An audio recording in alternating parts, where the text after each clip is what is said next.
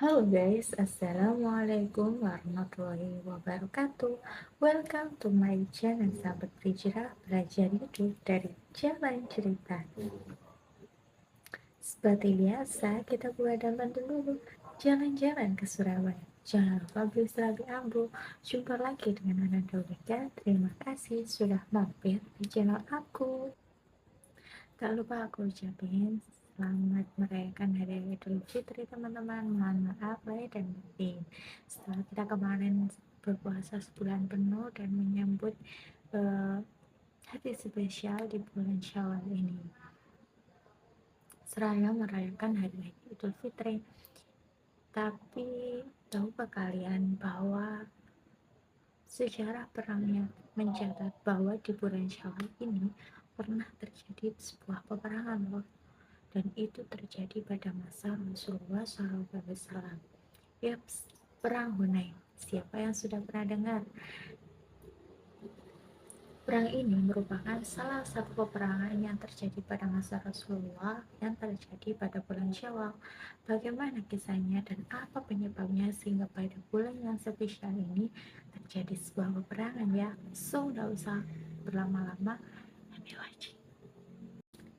Perang Hunain merupakan salah satu peperangan yang dipimpin langsung oleh Nabi Muhammad SAW beserta para pengikutnya melawan suku Bani Hawazin yang merupakan salah satu suku Baduy yang berada di wilayah Jazirah Arab. Penyebabnya apa ya?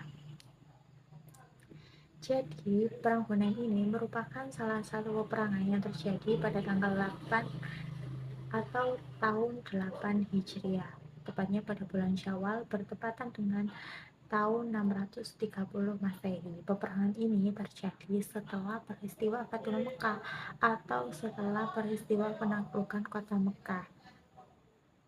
Nah, setelah peristiwa itu, suku Quraisy yang dapat ditaklukkan oleh Rasulullah beserta pasukannya ini terdengar tuh sampai ke telinga suku Badui atau Bani Hawazin.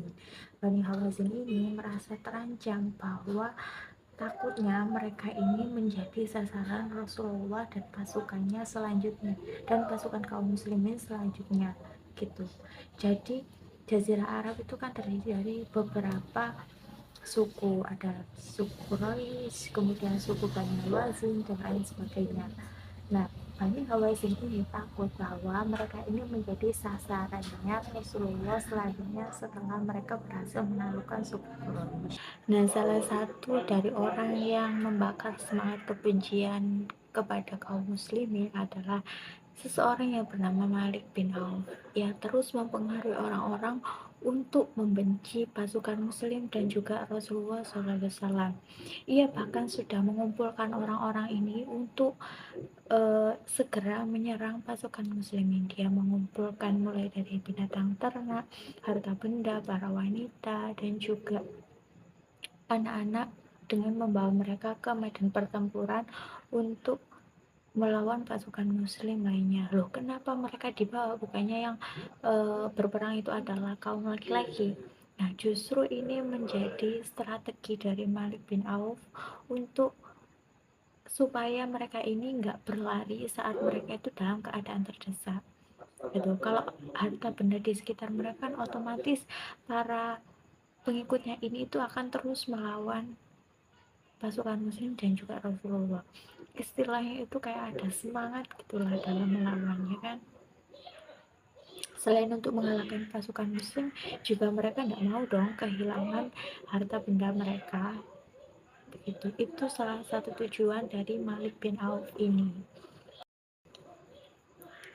Jumlah dari pasukan kaum musyrikin yang berhasil dikumpulkan oleh Malik bin Auf ini kisaran kurang lebih 20 sampai 30 ribuan orang.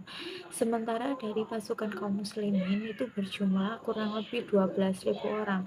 10 orang dari kaum muslimin yang berasal dari Madinah dan 2.000 orang lainnya itu berhasil dikumpulkan atau setelah peristiwa Fatul Mekah. Artinya 2.000 orang ini adalah mu'alaf gitu. Jadi jumlah dari mereka itu berjumlah 12.000. 12.000 kalau pada saat itu jumlah yang cukup besar, sehingga membuat salah seorang dari kaum muslimin ini juga ada yang sombong gitu dan sangat positif akan kemenangan mereka gitu.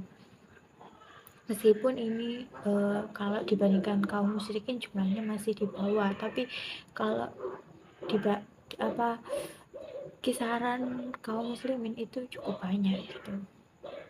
Kabar penyerangan dari kaum Hawazin ini pun, dari kabilah Hawazin ini yang terdiri dari berbagai suku-suku, ada Bani Sakif dan lainnya, itu pun sampai ke telinga Rasulullah SAW. Kemudian Rasul pun mengutus salah seorang dari sahabatnya yang bernama Abdullah bin Abu Hadrat al-Islami ini untuk mencari kebenaran, apakah hal itu benar adanya atau cuma hoax gitu. Akhirnya Abdullah pun kemudian berangkat dan mencari kebenaran akan hal tersebut. Tidak berapa lama Abdullah bin Abu Hadrat pun kembali sambil membawa informasi dan menyampaikannya kepada Rasulullah bahwa hal itu memang terjadi, bahwa Malik bin Auf ini memang sengaja mengumpulkan orang-orang untuk menyerang Rasulullah dan pasukan kaum muslimin lainnya. Tak kalah cepat dari Rasulullah, Malik bin Auf juga mengirimkan mata-matanya untuk mengamati pergerakan Rasulullah SAW.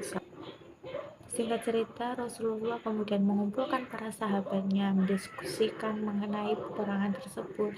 Kemudian tak lupa Rasulullah juga mendatangi Sofwan bin Umayyah untuk meminjam peralatan perang, yang kemudian oleh Sofwan ini Rasulullah dipinjami 30 ekor unta dan juga 30 perisai. Selain itu Rasulullah juga mendatangi Naufal bin Haris yang saat itu juga masih dalam keadaan kafir atau belum masuk Islam, dengan meminjam 3.000 tombak. Setelah mendapat pinjaman tersebut, Rasulullah pun kemudian memimpin pasukan dalam penyerangan Hunain tersebut. Rasulullah dan para sahabat kemudian mendatangi sebuah lembah yang memang sudah disepakati, yaitu yang letaknya kurang lebih 12 mil dari kota Mekah, dekat wilayah Taif di Jazirah Arab Barat Daya, yang bernama Lembah Hunain, sehingga perang inilah yang disebut sebagai perang Hunain atau disebut juga sebagai perang Hawazin, karena musuh Rasulullah saat itu kan memang dari kabilah Hawazin. Nah, ketika Rasulullah SAW dan para sahabat ini sudah berada di lembah Hunain, ternyata siapa sangka bahwa pasukan musyrikin sudah bersembunyi di celah-celah lembah tersebut. Ketika Rasulullah SAW dan para sahabat ini sudah datang, mereka justru dihujani oleh anak panah dari kaum musyrikin. Dari situ mulailah terpecah belah dong, kayak pasukan muslimin itu, apalagi mereka, sebagian dari mereka ini juga ada yang belum bersenjata, belum siap, karena memang mereka ini baru datang dan langsung diserbu oleh pasukan dari Malik bin Auf ini. Tercerai-berai, namun beberapa orang dari sahabat Rasulullah seperti Abu Bakar, Umar bin Khattab, Ali bin Abi Thalib dan sahabat lainnya berhasil menangkis serangan tersebut. Kemudian melihat semangat dari sahabat Rasulullah tersebut, pasukan muslimin lainnya langsung ikut menyerang dan awalnya berhasil mengalahkan kaum musyrikin tersebut, karena tergoyahkan oleh keinginan mereka akan harta rampasan yang ada dalam perang Hunain tersebut, sehingga membuat mereka ini pun berebut untuk merebut harta rampasan tersebut. Kemudian hal itu berbaliklah, sehingga kaum musyrikin pun berhasil menghujani mereka dengan anak panah. Singkat cerita, serangan anak panah itu membuat pasukan muslim tercerai-berai dan memilih untuk mundur. Namun akan tetapi Rasulullah SAW dan beberapa pengikut setianya memerintahkan Ali bin Abi Thalib dan juga pamannya yang bernama Abbas ini untuk mengumpulkan kaum muslimin lainnya. Nggak berhenti dari situ, Rasulullah kemudian menyuruh mereka untuk bersatu dan melawan kaum musyrikin lainnya. Dengan semangat, kaum muslimin pun berhasil mengalahkan pasukan musyrikin itu dengan gigih berani. Pasukan muslimin yang awalnya tadi kocar-kacir berhasil dikumpulkan oleh Rasulullah, Ali bin Abi Thalib dan juga pamannya Abbas. Kemudian mereka bersatu melawan kaum musyrikin sehingga mereka ini mengalami kemenangan dan pasukan musyrikin lainnya itu mengalami kekalahan dan mereka terkocar-kacir sampai melarikan diri ke 3 wilayah yang berbeda. Ada yang melarikan diri ke wilayah Taif. Hal ini langsung dikejar oleh Rasulullah SAW. Kemudian ada yang melarikan diri ke wilayah Nakhla dan ada yang melarikan diri ke wilayah Autas. Nah, pelarian yang ke wilayah Autas ini langsung dikejar oleh pasukan yang dipimpin langsung oleh Abu Amir al-Asy'ari. Abu Amir al-Asy'ari berhasil membunuh 9 orang dari pasukan kaum musyrikin tersebut. Namun sayangnya di sini Abu Amir al-Asy'ari pun tewas karena terkena tusukan tombak sehingga beliau ini mati syahid dalam peperangan Hunain tersebut. Namun tak berhenti dari situ, kemudian disusul oleh keponakannya yang bernama Abu Musa al-Asy'ari. Di sini Abu Musa al-Asy'ari dapat membunuh pembunuh dari pamannya tersebut, sehingga Abu Musa al-Asy'ari pun dapat selain dapat membunuh pembunuh pamannya tersebut, kemudian membuat beberapa orang dari kaum musyrikin ini ditawan oleh kaum muslimin. Sehingga pada peperangan ini tersebut terdapat korban yang gugur sebanyak 4 orang dan sisanya itu ada yang ditawan. Sedangkan sisanya ada yang menderita luka-luka parah seperti yang terkena serangan awal tadi yang waktu mereka bersembunyi di lembah-lembah itu seperti Abu Bakar As-Siddiq, kemudian Umar bin Khattab dan juga Ali bin Abi Thalib beserta sahabat lainnya itu ada yang menderita luka-luka parah. Namun sisanya berhasil selamat dan pasukan kaum muslimin memperoleh kemenangan. Dari peperangan Hunain tersebut, banyak sekali harta rampasan perang yang dapat dimenangkan oleh kaum muslimin, yakni ada 6.000 orang tawanan.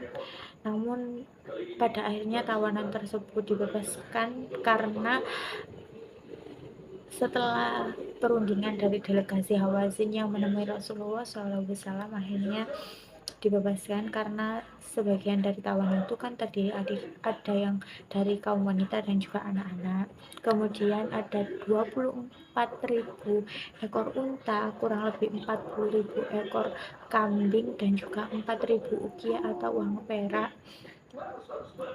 Cukup banyak harta rampasan pada perang Hunain tersebut, dan harta rampasan tersebut kemudian dibagi oleh Nabi Muhammad SAW secara adil pada pasukan dan juga orang-orang. Ya, teman-teman, itu tadi sedikit kisah mengenai perang Hunain, di mana dalam peperangan ini Rasulullah benar-benar gigih dan sangat berani memimpin kaum muslimin dalam peperangan tersebut. Di sisi lain, dalam peperangan ini Allah juga mengingatkan kepada kita untuk tidak sombong dengan apa yang kita punya. Itu kan kayak teguran Allah untuk kaum muslimin yang sempat sombong tadi kan, karena mereka sempat sombong karena optimis nih kalau mereka bakal menang dari peperangan itu. Allah juga mengingatkan bahwa kesombongan itu bisa saja menjadi bumerang untuk kita. Kemudian dari situ juga Rasulullah selain menunjukkan keberaniannya juga mengajarkan kepada kita untuk tidak berputus asa meski dalam keadaan terjepit sekalipun, karena dalam setiap jalan sempit itu pasti ada pertolongan Allah selagi kita optimis bahwa Allah akan menolong kita, apalagi itu di jalan kebaikan, dan senantiasa untuk percaya kepada Allah Subhanahu wa Ta'ala. Oke teman-teman, terima kasih buat yang sudah nonton sampai akhir. Mohon maaf bila ada kekurangan, mungkin ada yang belum Ana tambahkan, boleh banget tulis di kolom komen. Terima kasih, mohon maaf bila ada kekurangan. Jangan lupa like, komen, dan subscribe-nya. Wassalamualaikum warahmatullahi wabarakatuh.